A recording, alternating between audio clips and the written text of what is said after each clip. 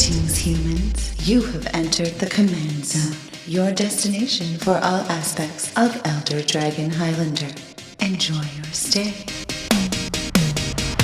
Hello, everybody, and welcome back to another episode of the Command Zone podcast. I'm your host, Rachel Weeks. And I'm Jordan Pridgen. Yeah, we've got a special guest, Jordan, here today. A wild Jordan appears. And today we are talking about the latest and greatest big bad reintroduced to Commander. The recent Commander unbans brought back an old favorite. Removed from Commander prison. Yeah. For many years. It's Braids, Cabal Minion. Wow. Hasn't been legal in the Command Zone since 2009. No, I mean, I'll admit I've never played Commander in a time when Braids was allowed. I haven't either. And there's a lot of, Commander's changed a lot since then. 100%. So she is out of prison and in a wide new world. And it's wait, what are planeswalkers? This one, I think, particularly shocked the community when she came off the ban list. And a lot of people were celebrating it. A lot of people were like, really? Yeah.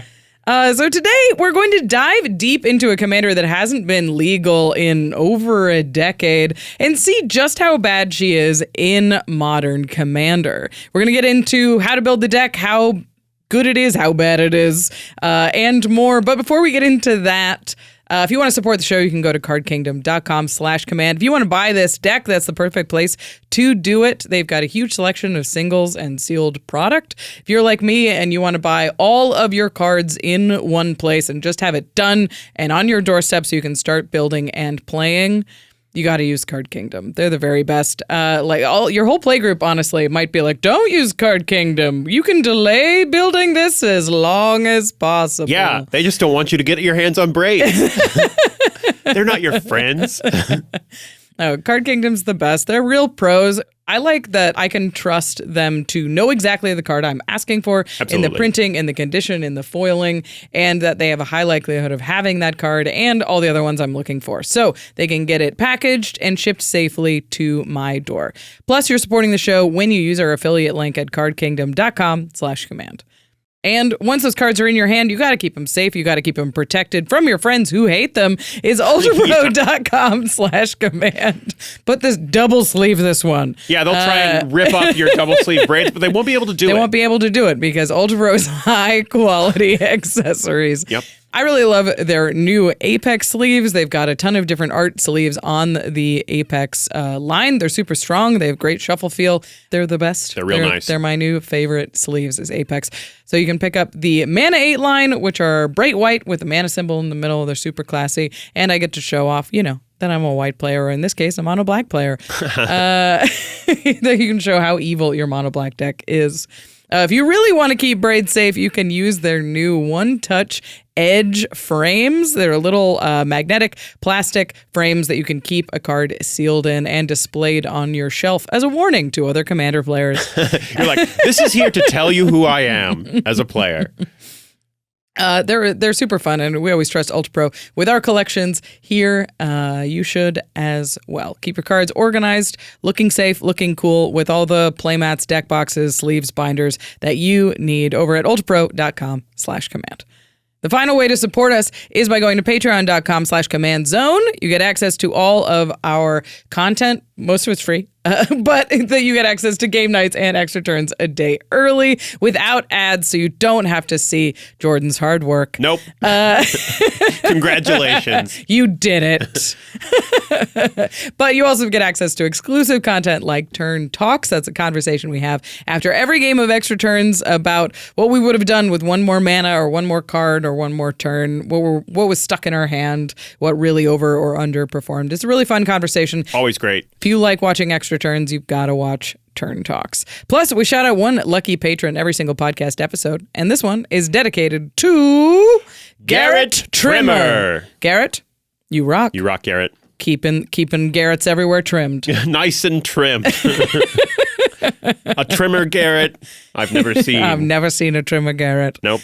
All right, let's get into it. Today we are talking about Braids, Cabal Minion. Regardless of her power level in Modern Commander, Here's my question, Rachel. Yeah. Are you afraid of the braids? Afraid of the braids? Clearly not. No. Clearly not. Today, I came decked out. I'm not sure how powerful she is in Commander today. I think she's kind of slow, but I do think that she's still pretty miserable. Well, and I think, to be fair, I remember when I first got into Commander and they showed me the ban list. Braids was one that caught my attention because I was like, well, why is this banned? Yeah. This doesn't seem that bad. Sacrifice one thing on each turn. And everyone who had played and knew about Braids was like, no, you don't understand. She enters on turn 1 or 2. You get her out right at the beginning, and then you will never get anything on the board because you are sacrificing your lands and getting wrecked every turn from then on. Yeah, let's for those who haven't played against this charming woman, this is Braids Cabal Minion, 2 black for a 2/2 human minion. At the beginning of each player's upkeep, that player sacrifices an artifact, creature, or land. Land. So, she was the big bad wolf in Commander for a long time. She was printed in 2001. So I was 10 years old when Braids came out. And she was banned 8 years later as a commander. She was added to the banned as a commander list because of exactly this problem that you're talking about.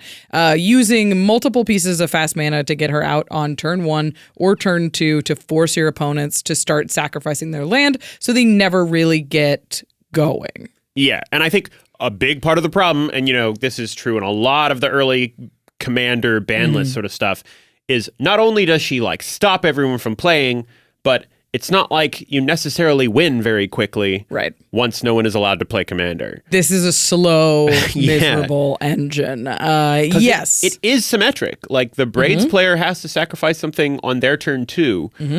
So they just wanted to incrementally get a little bit more than everyone else. Right. And then slowly kill them. Yeah, and that's still kind of what she looks like today. She was banned in 2009 as a commander, and then when they got rid of the banned as a commander list in 2014, she was banned overall. So we really haven't seen Braids in modern Commander since 2014, certainly. But I don't think she was played much in the 99 in the 5 years where she was allowed to be. No, because she just isn't super reliable. It's not a very strong edict effect in Commander. Yeah. Because they get a lot of choice. I mean, if you're playing Braids at a later point in a game where there's a lot of things on the board, having to sacrifice one of all these options is not that punishing. Yeah, unless you can get her out early. So I'm going to read the reasoning that she was banned in the first place. This was from the Rules Committee website. It says, Braids has a tendency to create fully locked down board states and end games early in a remarkably unsatisfying way. Braids removes resources aggressively, meaning players are unable to keep the resources needed to remove it. First banned as a commander in 2009. When banned as a commander was removed in 2014, Braids was moved to the general ban list, like we said. So, yeah, exactly. She's eating away at their resources, making it difficult to remove, and the game can basically be over in the first couple of turns. Yeah. As long as you can't get under Braids. No. So she would win by concession much more than she would win by actual win cons. Yep. Okay. But last week, she was unbanned, and Gavin released a number of paragraphs explaining why. The general gist is we kind of like her. Yeah, Braids is kind of nice. Braids is kind of cool. Braids has 2-3 other cards that are about Braids, and it's oh, what a neat nostalgic character. The art is so classic on a Braids Cabal Minion. It's one that a lot of people looked at and really connected to immediately. So look at those purple lips, weird and eyes, freaky face. You clicked on the thumbnail. But basically he said that what we said, which is this is a slow engine that is completely reasonable in the later game and only becomes a problem in a very small window of time from the command zone. Yeah. And now that we have brackets that sort of keep this kind of play segmented from more casual games, we've got a loose structure to guide what kind of games Braids should be a part of. She might be okay. And, okay, to be fair, we haven't played this Braids deck in a pod yet. We haven't. But when I think about most of my decks that would try to compete on this sort of level, I don't think Commander's in the place it was back then, where you probably spend a couple turns just setting up lands and trying to get to the, next stage of things. Like, Commander tends to put stuff out quickly now, especially at slightly more higher powered pods. Yeah. So I feel like I look at Braids and kind of think most of my decks could at least hold a candle to the strategy that's going on there. Or they can figure it out. Yeah, they could find a way out. And that's actually kind of like, that sort of challenge can be exciting in like bracket even 3, but bracket 4+. Yeah, for Commander players sure. who are looking for a bit of a challenge, who are looking for some hoops to jump through, Braids can be an interesting puzzle to figure out. Yeah. And like Evan said, as little as a single removal spell can really set this plan back. Yeah. As Commander decks have become more efficient with more targeted removal spells, and players have gotten better at identifying commanders they don't want to play against and having pregame conversations, that gives us confidence to bring back Braids. So yeah, like this is a 4-mana 2/2 commander. Absolutely. That doesn't have any sort of card draw engine. In fact, is a card disadvantage engine for the entire table.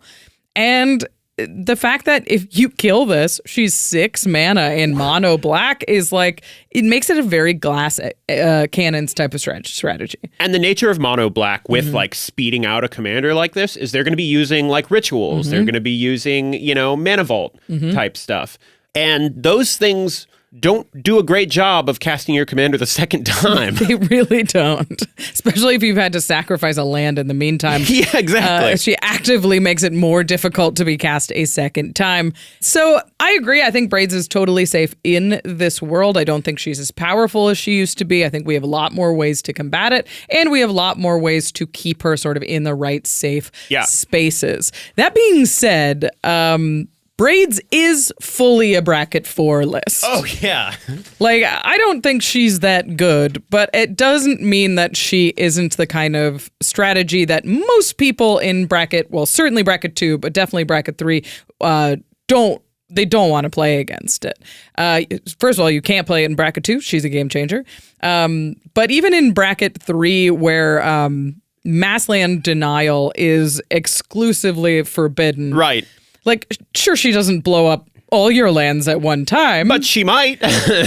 But she will slowly pick at your lands and mana rocks if you until only you have leave. one land. Yeah. Then she does blow up all your lands at once.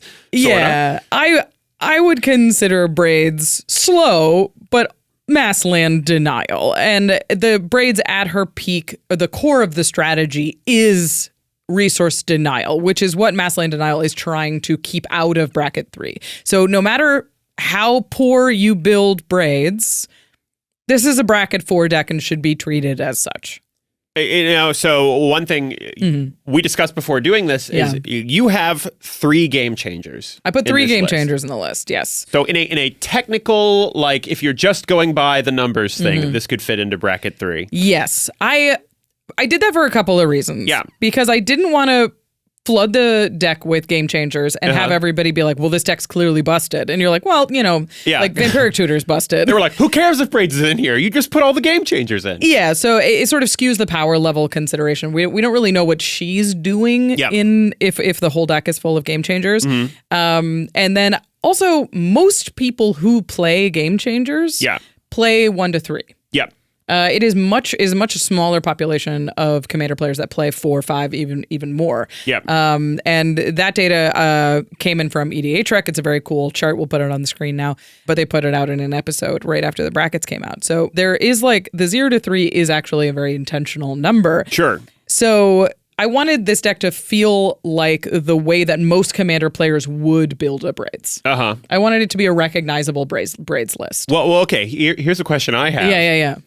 If you have a game changer in your command zone, that's gotta at least almost count as like 1.5 game changers, right? You have like the whole thing's a game changer. It does feel like the commander should be weighted slightly differently as a game changer. I agree. And that's sort of the problem with a game changer list having a single weight. It sacrifices some exactness for clarity. Yeah. It's going, come on, guys. We don't got all day. Yeah. Like, you get it. It's around this level.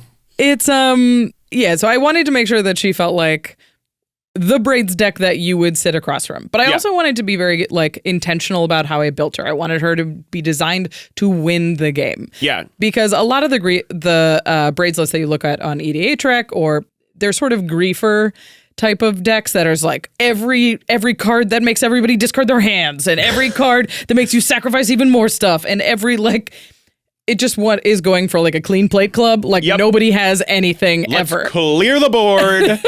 I hate Commander. I just don't think that that's like.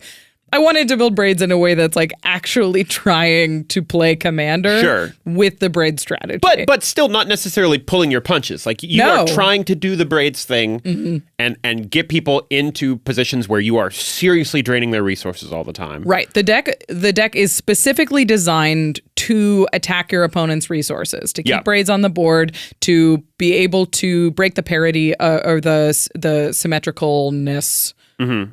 Symmetry. Yeah. I was like, there's a noun.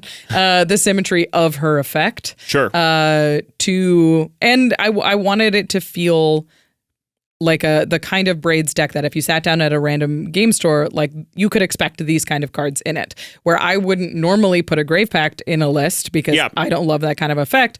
I feel like if you're playing Braids, you're like, well, you kind of sat down at this table knowing this was going to be. It's kind of a Grave Pact type of situation. I mean, come on. So I did put in a couple of cards that are obviously highly interactive. This is a very disruptive deck. It is trying to do so in mass, and I think that as its mission statement makes it a bracket 4 list. Mm-hmm. And makes it something that most Commander players are not prepared for if they're going to sit down at a Commander table. Okay. So that's Braids. That's all of the caveats. That's why she was banned, why she was unbanned. Is she good? She's definitely rude. That being said, this list is awesome. I have to say, when you pitched this, I was kind of like, I don't know, how cool is a Braids list going to be? And as we kind of looked through the list, I was like, I want you to play this deck. It's pretty cool. So I'm going to talk to you. I'm going to basically give you a mini deck tech of the Braids list, and then we're going to talk about what it does to a game and how you can pilot this successfully and also, in the right situations. But before we get to any of that, we've got to hear a few words from our sponsors. Hey everyone, how's it? Here, have a booster pack. Whoa. What are you doing? Sorry, after that last Whatnot stream, I just want to keep giving away cool stuff. Well, you should save it for the next stream, which is May 15th at 12 noon Pacific. And you should all bookmark it right now by going to whatnot.com/invite/command. As always, we're gonna have a bunch of great giveaways. I mean, last time we had packs, precons, signed cards, even a collector booster box of Tarkir Dragon Store. And if you want some guaranteed free value, just sign up with our link. Because when you do, you get $15 free to spend anywhere on Whatnot. Yeah, you can even use it on some of our sweet Game Nights merch, like a signed Commander deck box. But of course, you also get the value of hanging out with us live, which I like to think is worth something, right? I hope so. We're gonna be chilling with the fans, talking with chat, and answering your burning questions. Plus, you can hang out with more than just us, because we're pairing up with the Professor! He'll be starting his stream at 1 p.m., so you can enter our giveaways and then stick around and maybe win something from Prof also. Yeah, and he's always giving away a ton of really cool stuff. Do you think it'd be weird if I entered one of those giveaways? It would be weird if you won one, yeah. Yeah, good point. And remember, if you sign up for Whatnot using our link at whatnot.com/invite/command, you get $15 free to use anywhere on the platform. So come join us on May 15th at 12 noon Pacific to get in on all the fun, and don't forget to use our link to get those 15 free bucks. Now will somebody please take these packs? Yeah, take them off our hands. Hey everybody, I'm here with Jordan, and we wanted to talk to you about Factor meals because I don't know if you've noticed, but Jordan has lost a ton of weight. I lost over 50 pounds, and a big part of that was Factor. I've been really enjoying the Factor meals myself. One of the things I like the best about it is it makes it easier to eat healthy. Before I was doing Factor, I ordered food like almost every meal. But Factor has taken that all out of the equation because I have the meals ready, they send them right to your door, and they're like 2 minutes into the microwave and they're ready to eat. The other thing I noticed, and it was shocking to me, is my bank account. Oh my God. Because I was like, where'd all this money come from? Holy crap, I've been spending so much money on delivery, like an insane amount. Factor just makes it easy to eat healthy and saves you money at the same time. And the third part of this that I think is the best part, honestly, is like the food is really, really good. Yeah, that's what's been easy to keep it going. All the meals I get from Factor are great. I had the chicken Florentine last night, and it's got this like creamy, cheesy sauce on it. It was like real good. I actually have a spreadsheet of like every single meal I've eaten, and there's a 5-star ranking system and then notes about what I liked about it and the calorie count. I think right now my favorite is either the butter chicken or maybe the truffle chicken pasta. For my diet, I've been going for the keto meals, which are like one of their options. Yeah, that's another thing. I like that you can use different dietary strategies. You use keto. I've been sorting by calories. Yeah, it's kind of got whatever you need. Get started at factormeals.com/command50off and use code command50off to get 50% off plus free shipping on your first box. That's code command50 off at factormeals.com/command50off for 50% off plus free shipping. Bruce and Silas, Vice Cops. This episode, Protect and Infect. All right, Bruce, we got a brand new case. Are you ready to... Ah! Is it bad? Bruce, you look awful. Is that Phyrexian oil? You need to see a doctor. That sounds hard. What if it goes away on its own? No excuses, Bruce. I'm making you an appointment right now on ZOCDOC. ZOCDOC is a free app and website where you can search and compare high-quality in-network doctors and click to instantly book an appointment. Instantly? That's so fast. ZOCDOC is all about fast. Visits typically happen within a few days of booking, and you can even score same-day appointments. But how do I make sure the doctor's good? My last one seemed kinda weird. So, what's the matter, Doc? You seem completely fine to me.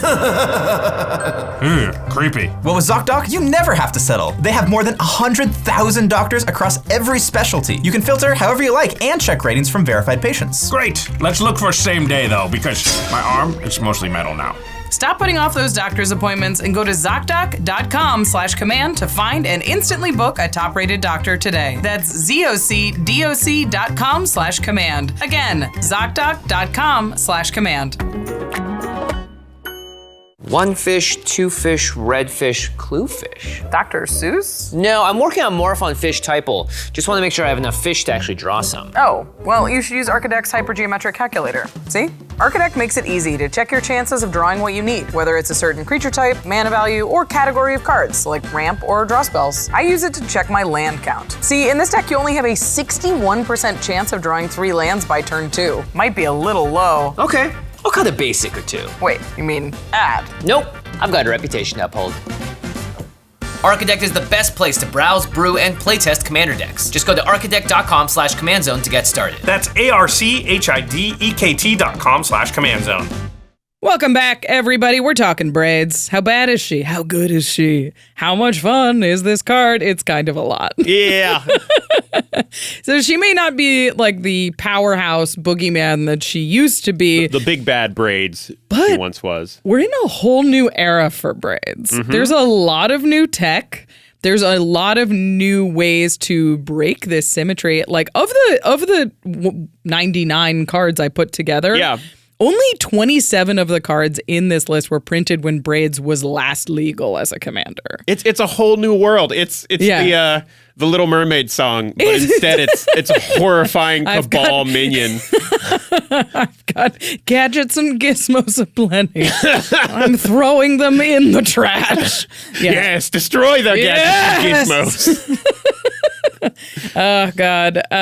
So it's cool. Like a lot of the cards that were legal when she was printed are sort of the fast mana, the rituals, the ways to get her in play quickly, and a lot of those old favorites are back. Yeah. So, but there's a whole new way to support this strategy. There's a lot more ways to just make a ton of crap. A lot of the payoffs for Braids effect, like you were showing me, I was shocked that they weren't printed before that. I know. So we'll get into some of those when you go to some of the plan. But there's some stuff that's like, oh man, this wasn't there. It's a whole new world for Braids, and it's kind of interesting.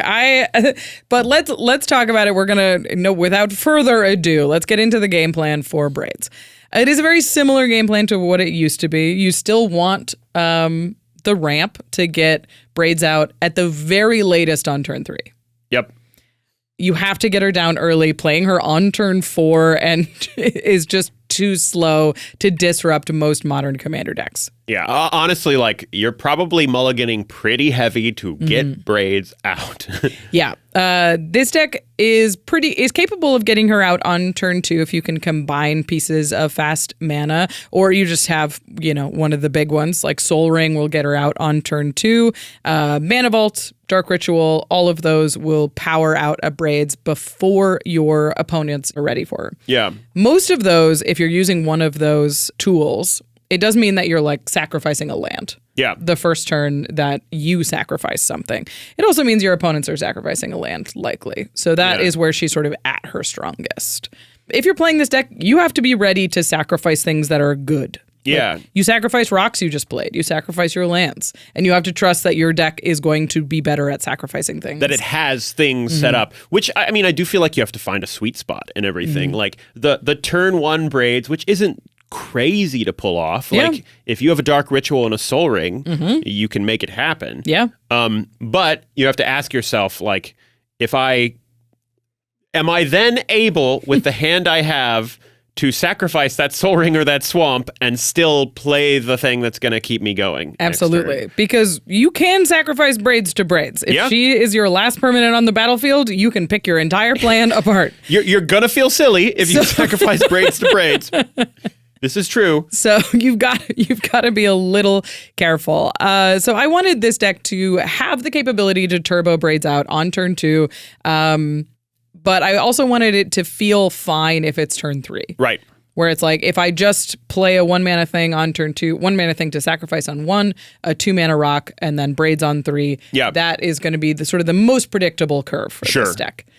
And it is not the most brutal Braids hand, but it also means I'm not dumping a ton of resources into getting Braids on the battlefield and then getting blown out by the interaction that one of my opponents has. It does feel like if you hyper out Braids and someone just goes Swords to Plowshares, then the Braids player almost goes, all right. I lose. Great job, everybody. You can't, I mean, if you do like Crystal Veins that sacrifices for 2 and a Swamp and a Lotus Petal, yeah. And then you get Braids on the battlefield, and then you untap and you sacrifice your 1 remaining land, and someone kills Braids, your game's over. You're wrecked. Your game's over. And like Gavin said, you have to anticipate efficient removal. Especially in bracket 4, they are ready to disrupt you. So you can't get blown out in the same way that you used to be able to be like, I either win on turn 1 or 2 with Braids or I lose. Yep. This one, I wanted the deck to have some amount of stability, some amount of ways to win the game if your plan gets disrupted, which it will. Yeah. So I also included a lot of ways to just get her out on turn 3. Arcane Signet, Jet Medallion. One I really like for decks like this is Noble's Purse. Do you know this one? I do not know Noble's Purse, I'll admit. You know no purse? I know no Noble's Purse. So Noble's Purse enters the battlefield tapped and with 3 coin counters on it. And then you can remove a coin counter from Noble's Purse and create a treasure token. It makes so much crap. All right. That's cool. Yeah. So this is a 2 mana thing you can put into play. And it comes in tapped, but the next turn you make a treasure token, sack it to get Braids into play on turn 3. And now you have this little thing that gives you 3 more things to sacrifice. Because you can sacrifice the purse once all the coins are off of it. You can sacrifice treasure tokens. It just gives you a ton of stuff. Just things on the board. Yeah. It gives you rectangles. To sacrifice. Yes. Yeah, so I really like these items that just come in and make a bunch of things. Yeah. Which we've printed so many of these things since she was legal. Honestly, even like just in the past 5 years, I think I was looking this up on Scryfall at one point, like the number of things that like make tokens that make little extra bits that you could sacrifice and stuff has gone up massively. It's bananas. Like you can build this Braids deck so you just don't even feel the sacrificing. Yeah. You're like, I sacrifice a land, and that is the only thing I feel. And from there on out, Braids is basically one-sided. Yeah, which I think leads into the second part of your strategy here on the Braids deck. The junk! Junk! The junk to sacrifice. Not to be confused with Jund or anything else that sounds like that. You could Just junk them out. Yeah. I mean, I think junk is also a deck. It is. This is separate. This is Not that. The trinkety. This is the tchotchkes. This is the make a ton of stuff. Yep. So yeah, you want to play efficient cards that make multiple rectangles. Yeah. And I was like, okay, let's find all of the 1 mana creatures that when they die make another thing. Replace themselves with a creature or an artifact or anything like that. Yeah. And there's a lot of these. One of the best ones just came out in Foundations. It's Infestation Sage. There's a 1 mana 1/1.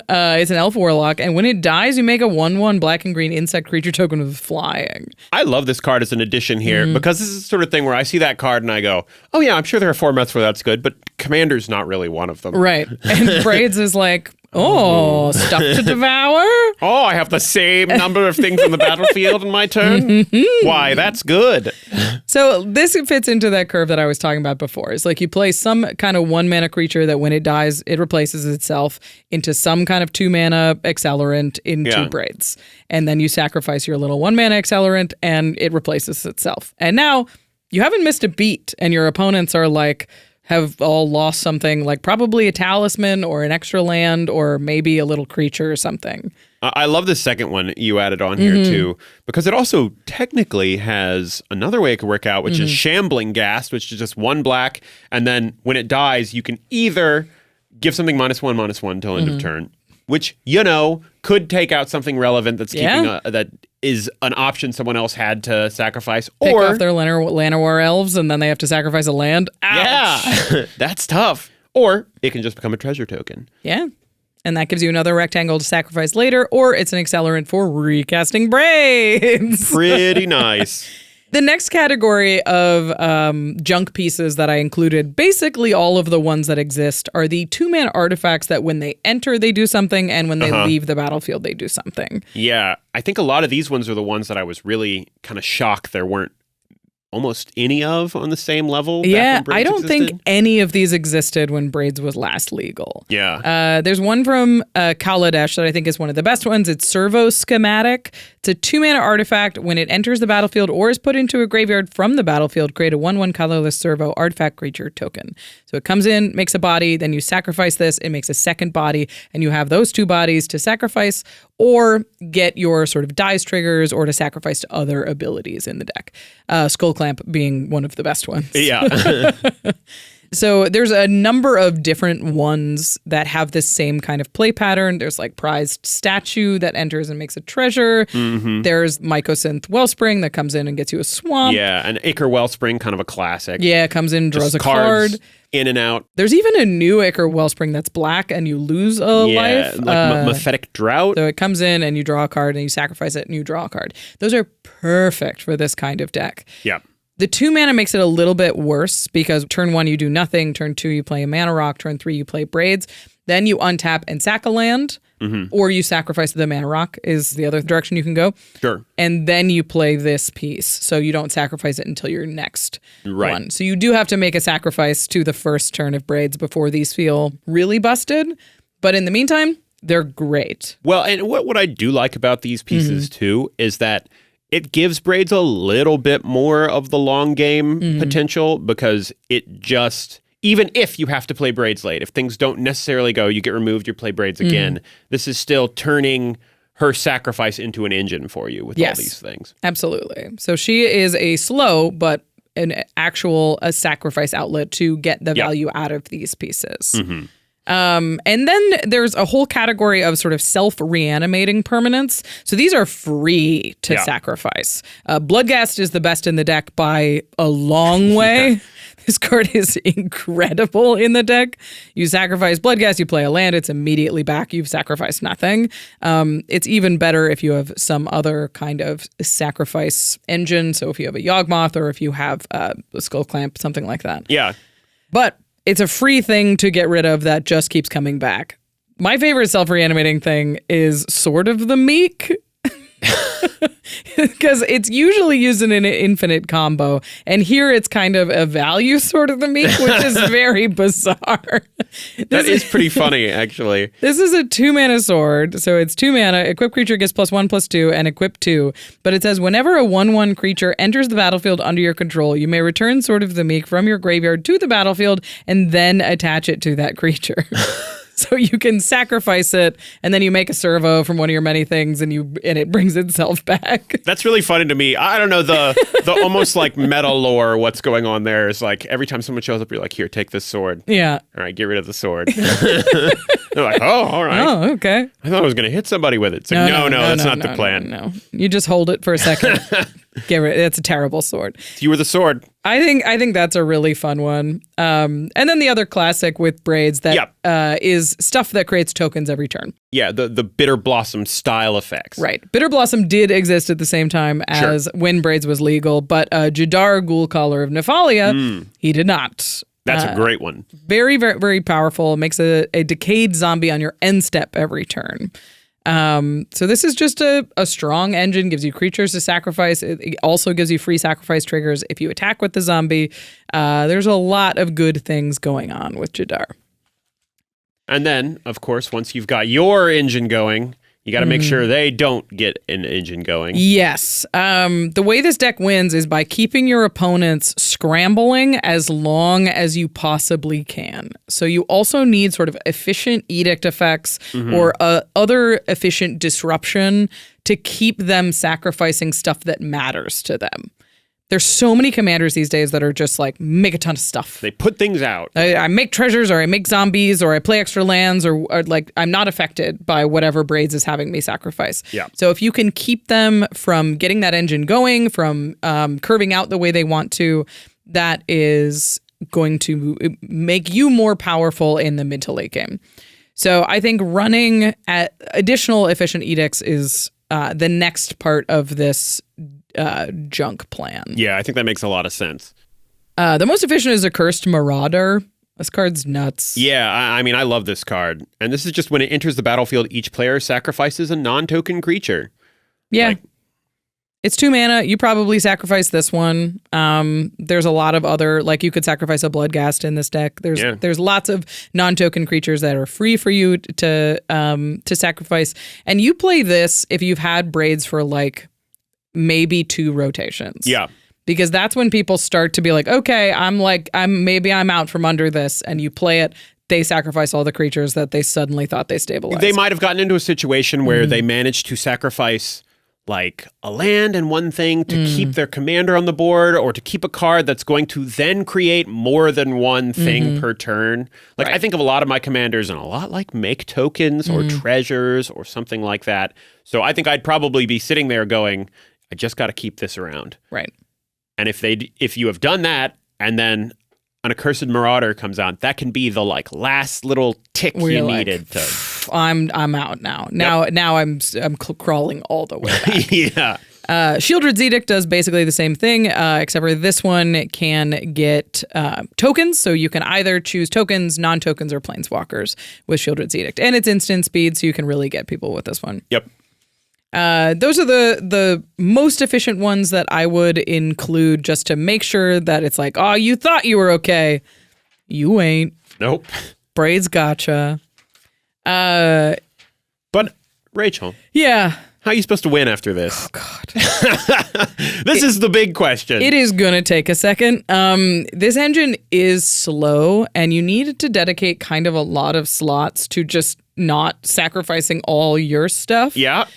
So the win cons are also fairly slow, and they're also like rely on this sort of sacrifice engine type of thing. Yeah. So what I'm saying is it's not going to be able to slam the door shut, but it will be able to slowly grind your opponents out if it can keep a boot on them long enough. Braids just stands on the other side of the door and like puts her shoulder to it pretty hard, and it's like, no, I'm gonna win. I'm winning. So, because that is the big question with Braids, is you have to expect that you are not going to have your commander the whole game. Yep. Because your opponents have to deal with her.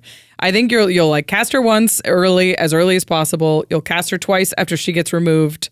And then the third time you're like, I'm not paying 8 mana for this. And then the goal is to just be ahead enough, because they had to sacrifice so much stuff and you made the asymmetry that you can start putting down your real win cons and taking them down. You need to have the late game that flourishes when you don't have your commander on the board. Yeah. So I was looking, it's black, so I was looking at like big drain effects that either benefit from sacrifice synergies or can be an engine all on their own. Yeah, and I mean, this first one you had on the list, I think absolutely fits that. If you've ever played against it, it feels very brutal, very fast. It's a humdinger. It's Rotten Mouth Viper. 5 and a black for a 6/6 elemental snake. Thing's got to brush its teeth. As an additional cost to cast this spell, you may sacrifice any number of non-land permanents. Perfect. This spell costs 1 less to cast for each permanent sacrificed this way.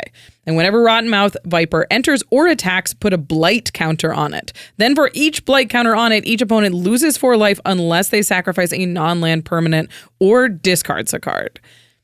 This gets brutal real fast. Real fast. First time it comes in, that's one thing, and you're like, all right, I'll pay 4 life. And not that big a deal. The next time it happens, you're like, 8 life's kind of a lot. Maybe I'll sacrifice a thing and I'll take another 4. Yeah, you start going like, well, I don't need this extra land in hand.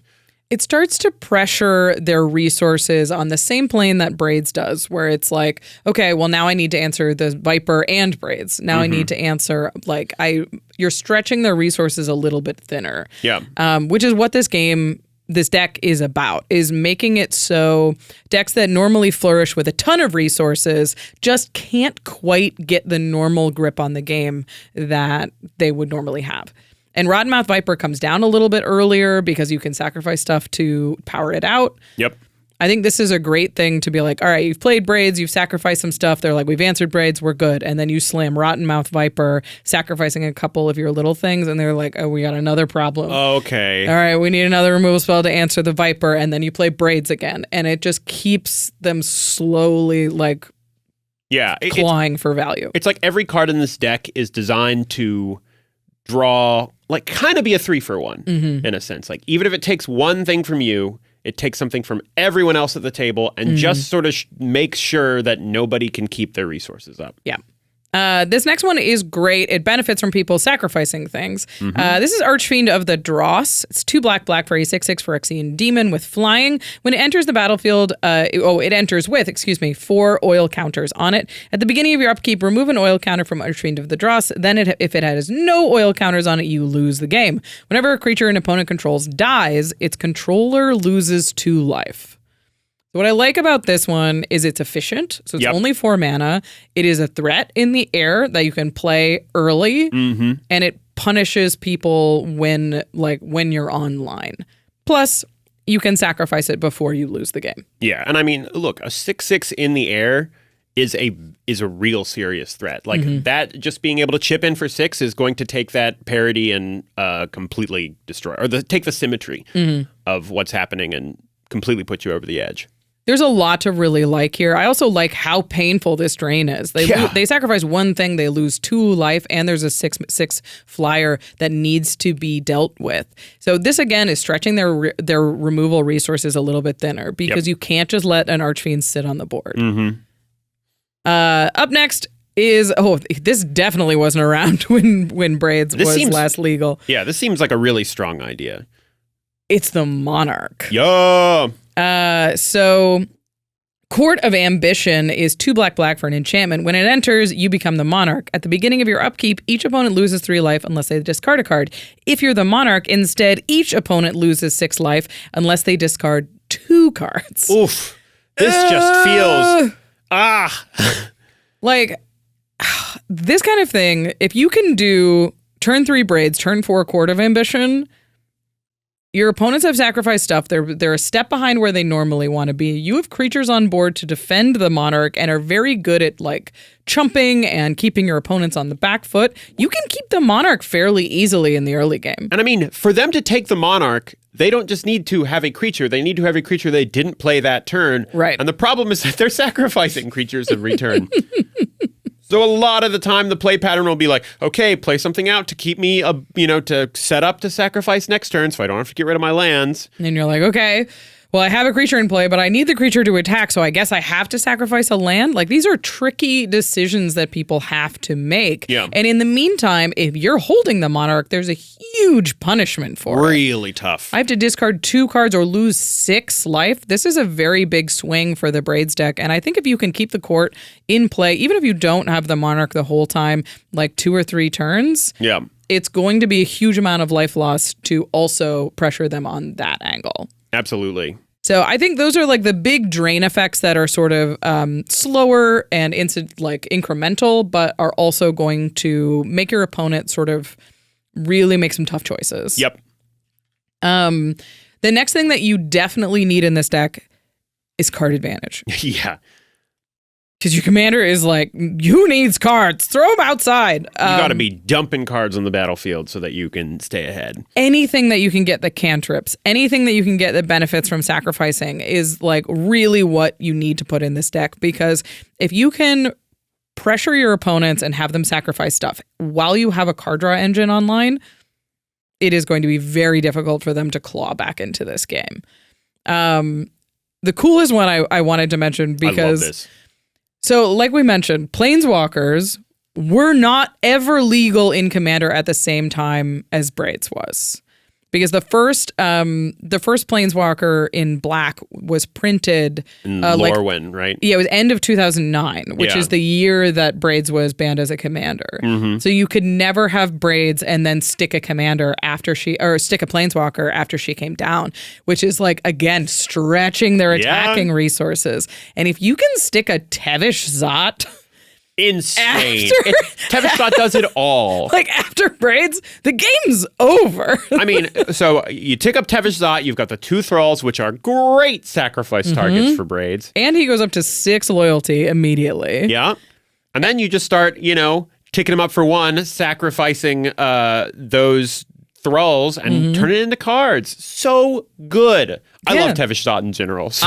Me too. This is a Gavin one. And you draw 2 cards. So he's sort of like a 5-mana Skullclamp that leaves behind a Planeswalker. Yep. If you get to the -10, it says gain control of all commanders. Put all commanders from the command zone onto the battlefield under your control. I've done it before. I have too. I've got a Karth the Lion Super Fringe deck, which probably would be kind of good against Braids. I'm sure it would be. It doesn't make you sacrifice them. But man, this is one of the most fun ultimates that you can potentially ever do. And I don't think people are going to be in a great position to be like attacking and pressuring Tevish Zot. And it's like, okay, if you have Planeswalker removal, maybe you can remove it. But I also really want to get Braids off the battlefield. I can't let Braids sit here and keep doing this. So stretching the resources, putting more stuff on the battlefield, and Tevish Zot is a ticking time bomb.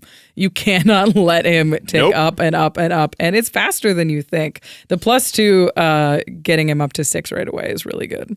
And following this up with another classic Magic the Gathering bad guy. Oh, yeah. Yawgmoth, Thran Physician. Oh, get a doctor in here. Yeah. Call a doctor, but not for me. It's your opponent's board state. Yawgmoth, Thran Physician. So, I mean, protection from humans is the line we always forget. But pay 1 life, sacrifice another creature, put a -1 counter on up to 1 target creature, and draw a card, and then black, discard a card, proliferate. The proliferate has a little bit less to do, but there's a couple of Planeswalkers in here where if you can get them to an ultimate, gross. Yep. This is just another sack outlet that turns your little junk into cards. Yep. If they've answered Braids, you're like, okay, I'll stick Yawgmoth. And they're like, well, that's worse. And you're like, I know. And, it just gets rid of their stuff pretty well. And it's like, Cleans up their little stuff, so you start to trade your bad stuff for their good stuff is what Yawgmoth is good at. Finally, a deck where Yawgmoth Thran Physician is good. I know, right? Look, they're Phyrexian friends. And this next one is a cool new find of a card that we've never mentioned. We've never mentioned before, but it's so good in this deck. Yes. It's Black Market Connections. Oh, wait. Black Market Connections is always great. Oh, no. Of course, at the beginning of your pre-combat main phase, choose 1 or more, create a treasure. You lose 1, draw a card. You lose 2, create a 3/2 colorless shapeshifter creature token with Changeling. You lose 3.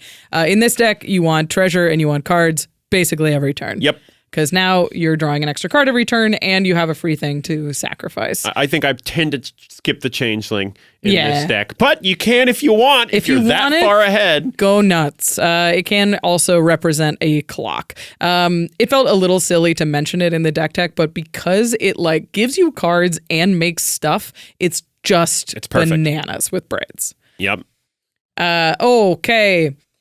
You want to make sure that you're continuing to pressure their board. We talked about some efficient edicts that you can use, but some of the bigger edicts to make sure that they don't recover, or if you can get them from a recovered state back into a struggling state, is the next phase of winning this game. Yep. So this is where Grave Pact really comes in. Grave Pact is amazing here. I mean, Grave Pact's a very, very powerful card in a deck that can use Grave Pact, and this deck can use Grave Pact. It can. Having, like, being able to turn all of your little 1/1s into additional value, even if you don't have Braids on the board, just means that you're very dangerous and people have to be careful about what they commit to the board when. And this deck is all about making your opponents make choices. Yep. And Grave Pact says, like, okay, if I commit 2 things to the board, what happens if that dies? It's all just board math. Yep. Which I really like and I think is really fun. Oh God, this other Planeswalker is like, if you get a Liliana Dreadhorde General on the board after insane Braids, it's just like, you're like, okay, Braids is off the board, everything's fine, and then there's just like Lily sacrifice 2 things. What are you planning on doing? Because you do have a lot of like fast mana, you have a lot of ramp in this deck, so having some amount of other top end goes a really long way. Oh yeah. And this one draws cards and makes stuff and sacrifice stuff. It's a house. This is definitely my favorite Liliana. For sure. No question. The best one in Commander by a long shot and is extremely powerful here. And then you have a kind of new card here. New one. Will of the Abzan. I love that guy. Will is just all over the place. And just working out in so many different decks. This one is 3 and a black for a sorcery, and it lets you choose one. If you control a commander, when you do the spell, you can choose both instead. And the first is any number of target opponents each sacrifice a creature with the greatest power among creatures that player controls and lose 3 life. And then it also returns target creature card from your graveyard to the battlefield. We love to hear it. If you have Braids on the battlefield, this is an enormous blowout. That's the whole package. If you don't have Braids on the battlefield, now you have Braids on the battlefield. Yeah, exactly. Bring it back. Yeah, this card's just great. I think it's exactly the kind of pressure that you want. It's sort of non-discriminant. You guys all sack stuff. I get stuff back. Hard to argue with that. And you know, that thing where it's like the greatest power sacrifice can never be underestimated with how awesome that is. Oh my God. Oh my God. They're like, okay, but I have 1 threat and I can sacrifice my little things. I'm okay. But I lost my threat. Oh no. I lost my threat. My threat's gone. Back to getting a threat on the board. Yep. So that kind of just continuing to make them do math about what they commit to the board and when and how they start disrupting your plan and when is what the name of the game is about. We've been talking a lot about dividing focus, dividing resources, having like drawing your attention. You need to remove this. You need to remove this. You need to attack this, but you also have to sack something. Yeah. And I think that's what makes this deck really dynamic. Yeah. And honestly, it's what makes me a little excited to try and play against decks like this too. I'm going to build. Am I going to build it? I think you should. And you should play it at lunch. And we shouldn't tell the other people that's coming. Jordan and Rachel concocted an evil plot to ruin Lunchmander.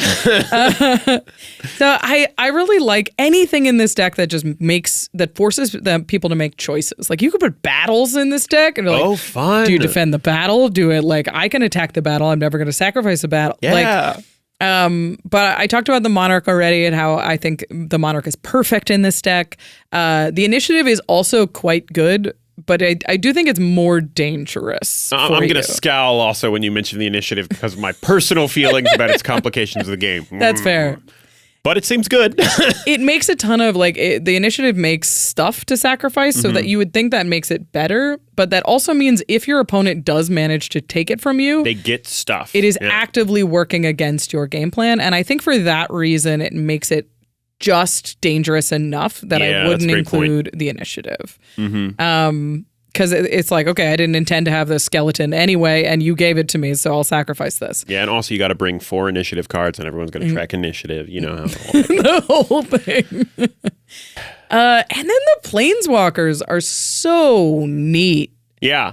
Because where am I supposed to attack? How am I supposed to pressure that? If you can get it down in the early game, it's just going to snowball. A lot of black planeswalkers sort of have the pattern too that they tend to like tick up and make a zombie or something and tick down and destroy something or make you discard something. And I feel like having that consistent pressure engine feels like a really strong one.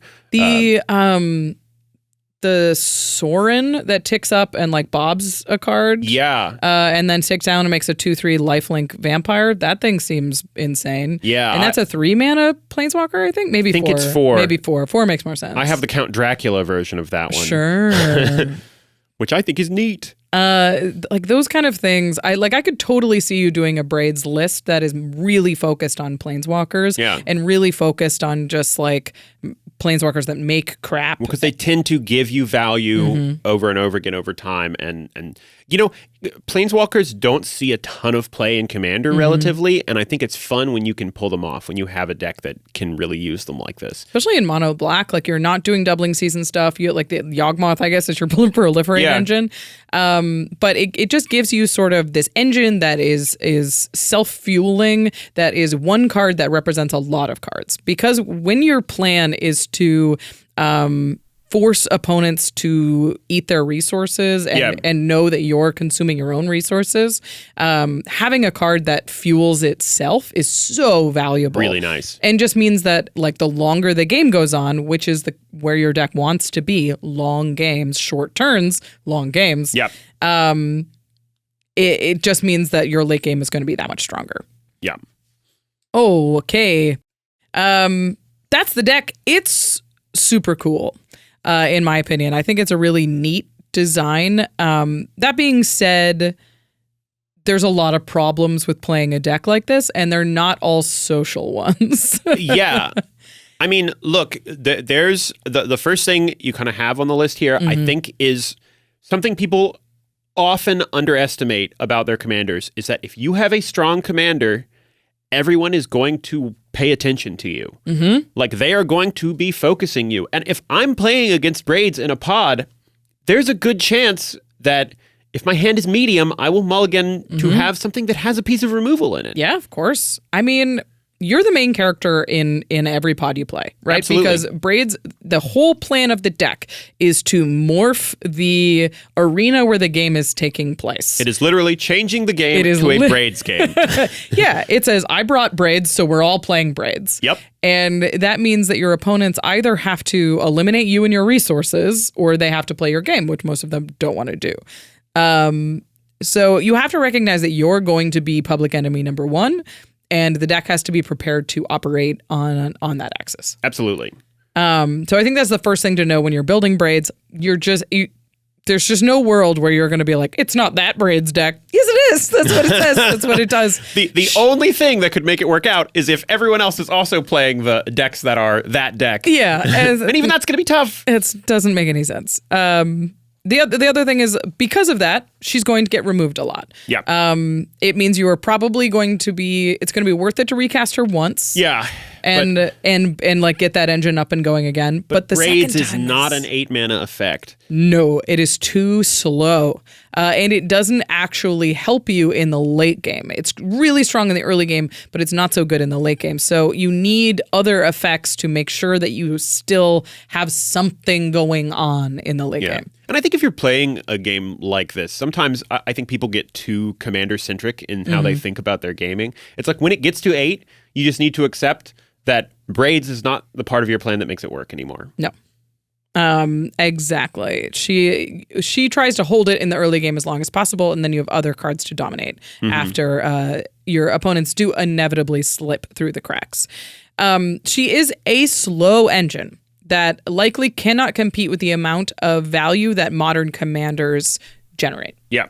Most 4-mana commanders that we play make stuff, draw cards, give you mana, make it more difficult like give you the ability to do more stuff. They're snowball-y value engines. Yes. And Braids says like, oh, your value engine is like this much worse. Yeah. So the deck really has to prevent people from getting to the phase of the game that their deck desperately wants to get to. Yes. And you know, it's interesting. I kind of brought this up earlier, but I think about like a lot of the decks I play most frequently. Like I built a Lord of the Nazgul deck recently. And while it would be brutal if this can destroy my Lord of the Nazgul for everything, get things going, there comes a point in that deck where you are casting cantrips to make a Wraith and casting cantrips to make a Wraith. And once you're at that point, you're not as worried about Braids anymore. Oh, yeah. Because you just have things that are making those resources. Yeah. At that point, they have slipped through and Braids is not going to get you out. And that's a lot of commanders these days. Yeah. So I think Braids, like the first few turns of the game is sort of where Braids is the most dominant and where you're trying to win the game and your opponents are trying to get to the part of the game where they are going to be more successful. So recognizing that that's at the tempo of your deck and it works against how most decks are going to be built is pretty tricky. Yep. That being said, I do think another pitfall is if no one has disruption for her in the first few turns, you do kind of just win. Yeah. Which, I mean, you know, that could seem slightly unsatisfying, but I think this all comes down to like if you're sitting down with in a Braids deck and you can manage to pull that off, then everybody knew that was sort of the plan going in and you can get a solid game that way. Yeah. And like, I do think that if you're playing against a Braids deck, you have to be prepared. And you're like, okay, I'm going to have a plan. I have a card in my hand that makes multiple objects. I have a mana rock that I don't really care about. I have a couple of like low curve stuff. Like even if you don't have value or removal, as long as you have something that you can cast on few resources or will help you generate more resources. Yeah. Though that is the kind of thing that you're really looking for to get out from under the Braids plan. Well, but it can have this sort of unsatisfying thing where it's just like, well, nobody really prepared for it. So I just kind of everybody sacked lands every turn and I slowly won the game. Well, and one thing that will make a huge difference in a Braids game that you won't know until you sit down in the game is turn order. More than most games, turn order already kind of matters in Commander. But if you are going first in a Braids deck, it is night and day difference from going last. Hugely. Like, even if you're going third, the player that's after you, the one who's going last, is so wrecked. Yes, and everyone else had a whole extra turn to come up with a couple more resources. To get set up, to, like, get under Braids, and, like, it's just... The players who go after you have like one full more turn with Braids on the board than everybody else does, which is devastating. The difference in modern Commander of being like, okay, well, I only have 1 or 2 lands every turn to I have 0 is absurd. Yeah. So you have to keep in mind that like the players who are after you are going to be in deep trouble, where the players are before you are less... are going to be less affected. So if you're using your disruption, you use it sort of up to the turn order rather than down because you're more efficient at affecting the people after you. Yep. Finally, you just ending the game in any sort of reasonable time frame, in any sort of conclusive way. It is a slow engine. A lot of the things that I mentioned are like, 4 life at a time or 5 life at a time, and it's all sort of options. It's going to take you a little bit to close the game. So you could win in the early game with concession, but the late game, you do sort of need to figure out how to just slam the door shut. Yep. I don't play Grey Merchant of Asphodel in a ton of decks anymore because I don't think it's super satisfying. But in a deck like this one, just having a way to slam the door is going to be so important. Yeah. So I would run, I don't know, probably also the dragon that I can't think of his name, Kukusho. Oh, yeah. Kukusho and Gary. Just classic cards, in my opinion. Also, Gary never existed at the same time as Braids. Yeah. It was printed after Braids was banned. It was like Theros or whatever, right? Yeah. So that is a rough idea of what the deck looks like, how it plays, what the problems are. There's a full deck list on our Archidekt page. You can check it out. You can goldfish it. Build it. I've been goldfishing this thing for days. I have no idea if that's how it's going to function in an actual game because of all of the attention you're going to get from your opponents. But I do know that it can generate a lot of stuff. It can generate a lot of value. By turn 6, it can have a lot of things. And hypothetically, your opponents don't. We'll find out. If you build it, let us know in the comments. I really want to know how it functions. I think I have to just throw a list together. Maybe it won't be perfect, but I just want to see what it does. Maybe when you're goldfishing, you should just flip a coin every turn. Yeah. And if it comes up tails, you have She's to gone. kill Braids. Yeah, so Braids gets off the board. But check out the Archidekt. Give the deck a goldfish. We love their playtesters so much. All right. So before we go, I just want to talk about being the person with the Braids deck at the table and recognizing what that does to the table, to your playgroup, to you as a character. Yeah. Because Braids isn't it isn't this crazy thing that does this wild things to the game, but it does sort of operate like a group hug or a chaos deck does, where it just messes with the playing field. Yeah, and you want to be clear with people that that's what you're doing when you sit down. Braids is not a deck where you want to go in and misrepresent your power going in, or no one's going to have a good time. Right. It's not fun for you if you just nobody had removal, so I won the game. So I think just keeping an eye on what your deck does to the table, because it doesn't allow your opponents to play their decks as they want. Yeah. And when you sit down for a commander game, you're like, I'm going to play my knights deck and I'm going to get a ton of knights and I'm going to attack with all these knights and that's my night day. And Braids is like, day. yeah, that's my night. Yep.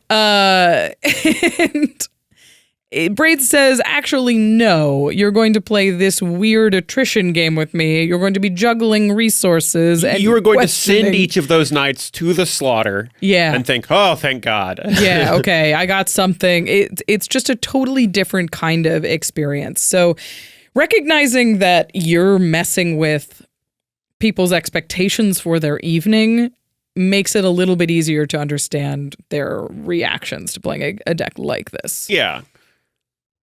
Yeah, and I think the reason that people don't really like Chaos as much is because they expect to play the deck that they brought. Right. And when you're I always picture in Super Smash on the Pokemon Stadium where you're playing on a flat playing ground and then it turns into the jungle one. It suddenly becomes a mountain, and right? you're like, what? I wasn't ready to fight on a mountain. That feels like what Chaos and what Braids and what these kind of decks do to the table. Yeah. It just totally warps the game that we're having. Chaos can obviously make you be well, why did I even pick a deck to sit down with? Right. And I think that's kind of what this does as well. And sometimes it's really entertaining, especially at the beginning of the night. And sometimes you just want to play your deck and you don't want to think that hard. Yeah.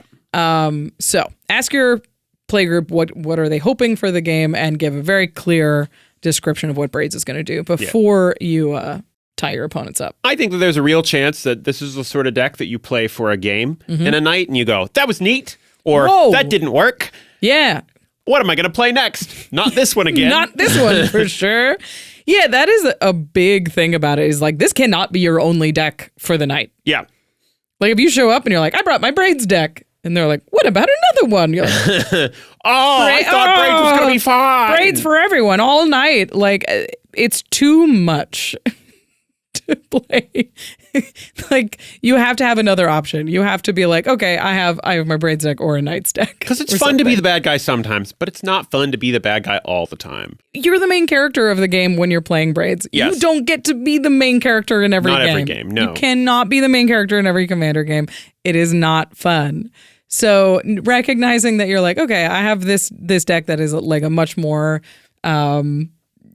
expected experience for a Commander table.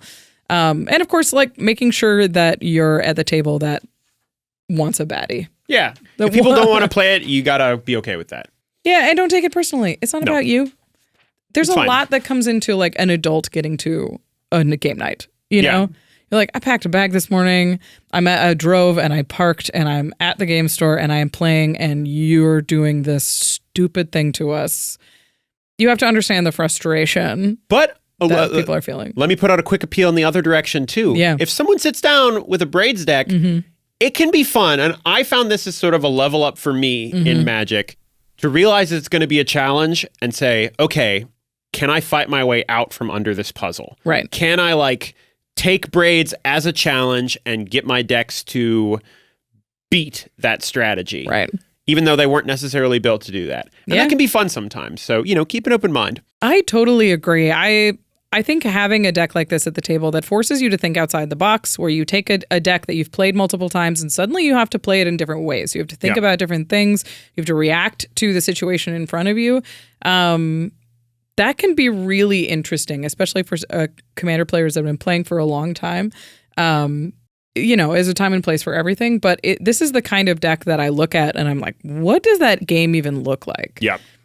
Like, what are the challenges? What are the choices? And it's not the same as like a normal Commander game where you're like, okay, what do I cast in what order? It's like, do I attack here? Is that right? It's a small decision, not a huge decision, which we're used to in Commander. So it is definitely like an alternate way to think about Magic. And I think it feels much more 1v1 than it does multiplayer because you have to like, the little decisions really matter. Well, and it can be really fun to be in a situation where you're like, the Braids player is going to be the biggest threat. If I can find a way to make it through this better than everyone else and Braids gets handled, I could be the threat after that. And that might be how I win this game. Right. Instead of coming out faster and just going over everybody else. Right. Or looking at your commander and being like, I know I'm going to make a ton of treasures. Yeah. So I'm actually not super worried about Braids. And I'm interested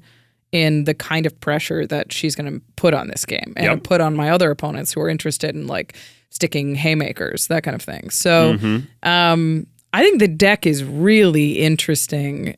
And I think it's more interesting than other commanders that are kind of in this category. Yeah. Which I do want to talk about because I think a lot of people automatically put her in the category as Tergrid. But it has a very different play pattern than Tergrid does. Yeah, I mean, I completely agree. Like, Tergrid says, whenever an opponent sacrifices a non-token permanent or discards a permanent card, you may put that card from a graveyard onto the battlefield under your control. So Tergrid benefits from Braids. I feel, my personal opinion, if I sat down against the Braids or against the Tergrid, is that I'd be more worried about the Tergrid. Yes. That is going to be, and less interested in the Tergrid. Yeah. Is how I feel. Because you know what it's going to do? It's just going to make everyone discard their whole hand. It's going to use your stuff against you. It's going to blow everything up. It's the same sort of thing, but there's less of a way to like fight your way out from under it. Tergrid is built for more modern Commander where it's like, I'm going to make you sacrifice your stuff and I'm going to take it. So it's both the whole deck is built to disrupt and then it gives you the payoff for disruption. Yep. Where Braids sort of is the disruption, slow but predictable, and but then everything has to kind of be built around making that work. And the deck supports that disruption. So it's sort of a different thing where like even if you remove Tergrid, the deck is still full of edict effects where you're sacrificing all the stuff. They just don't benefit now. Yeah.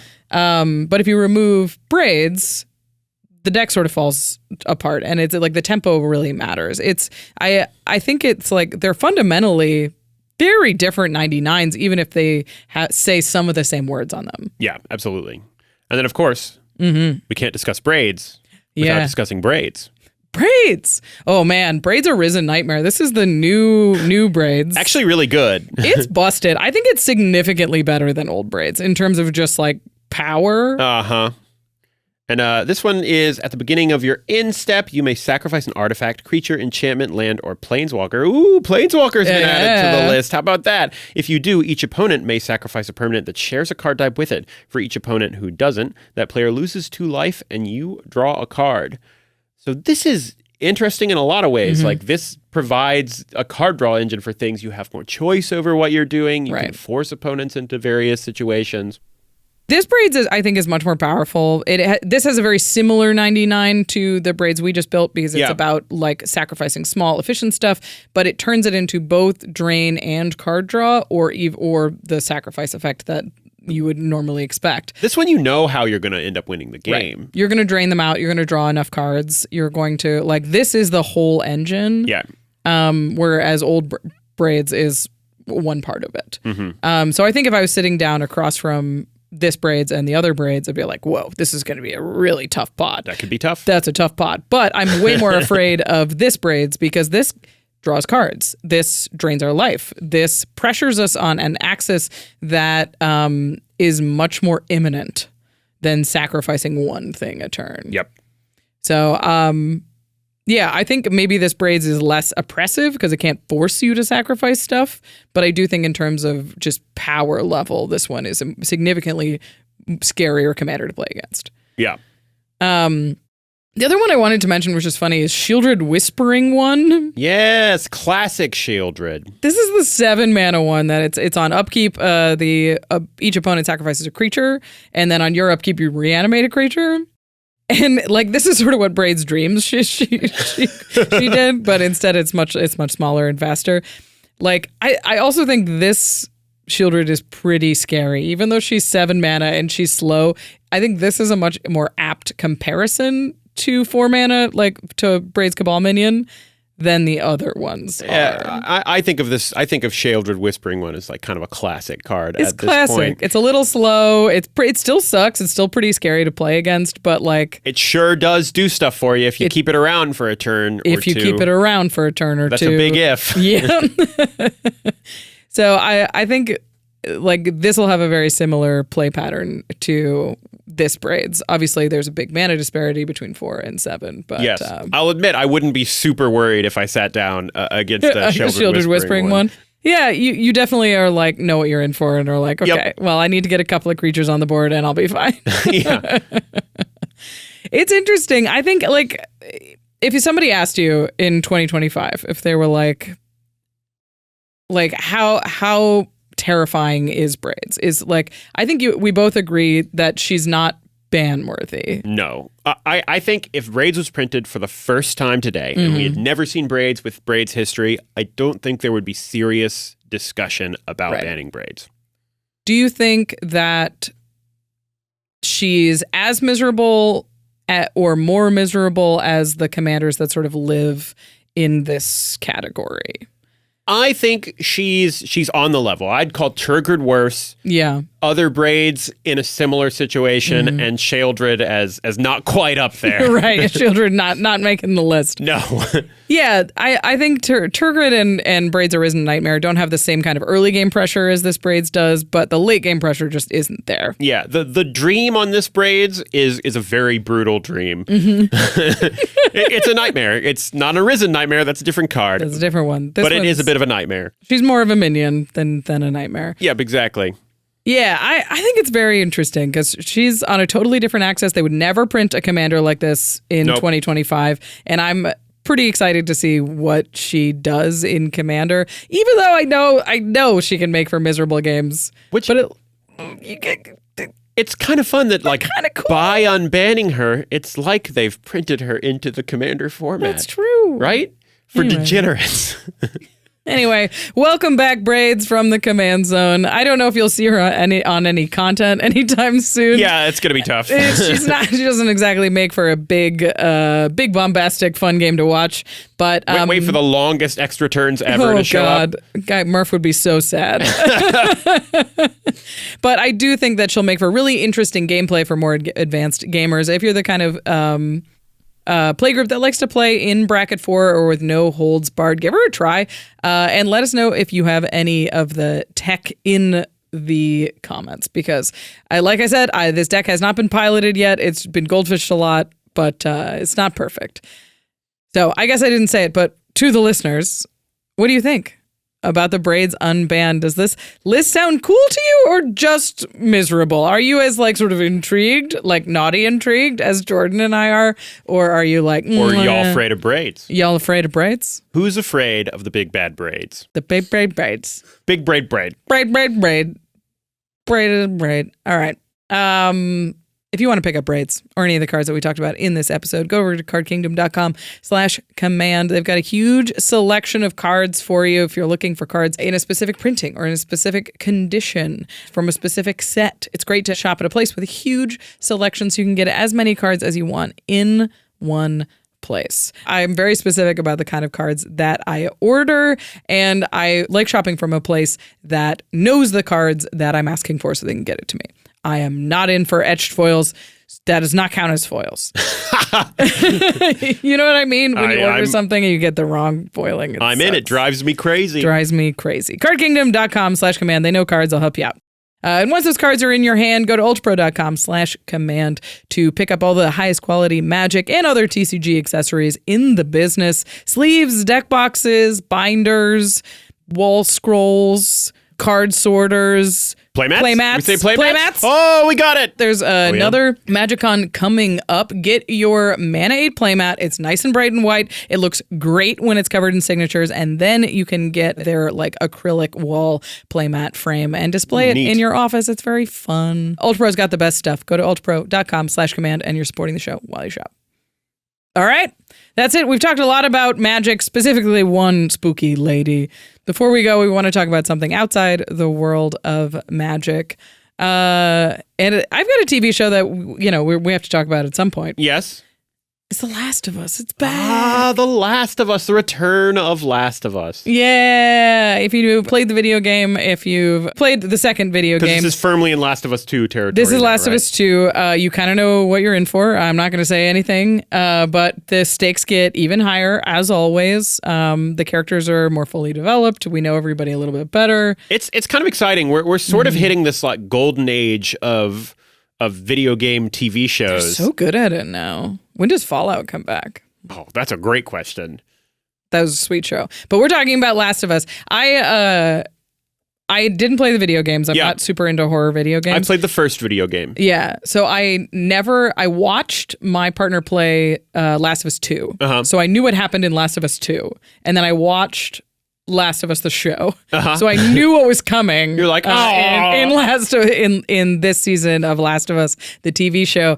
So I had a little bit of warning, which was nice. But for those of you who've just watched the show, you've got to watch it. It's a big season, big changes coming. It looks as good as it always did. Yeah, it's got cool plant zombies. Yeah, I'm a big fan of that. Zombies in the snow. Yeah, pretty fun. Anyway, check it out. It's great. All right, that's it. We're going to stop talking about this miserable commander. She's so cool. I do think I'm going to build her just to see what it does for science. Let's make it happen. We'll report back later if it was terrible or not. You have to let me play Braids against you for science. Anyway, big thank you to our amazing team here at the Command Zone who made this episode and other episodes possible. Thank you to Rachel Kendrick, Karina Cruz, Christopher Matista, Sebastian Salazar, Gaurav Galati, Jamie Block, Jake Boss, Eric Lem, Manson Lung, Josh Murphy, Evan Limburger, Sam Waldo, Josh Lee Kwai, and Jimmy Wong. And of course, a special thank you to Jordan for taking the time to talk about Braids. Yeah. I was like, okay, who also would be a little curious about her in the office? I'm like, Jordan would like her. We're all just like, Because there's a lot of people that were just like, no. Absolutely not. And I was like, I'm intrigued. Tell me more. Tell me more. Show me a deck list. Ooh, it is naughty. All right. Thanks for watching, everybody. We'll see you next time.